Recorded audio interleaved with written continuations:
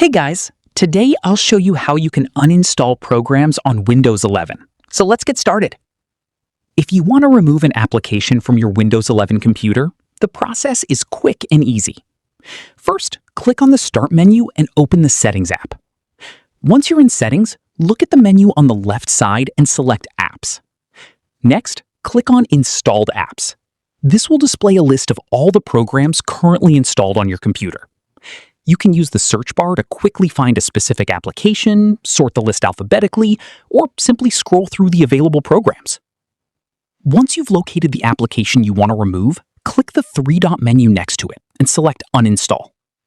Windows will ask you to confirm your choice, so click Uninstall again to continue.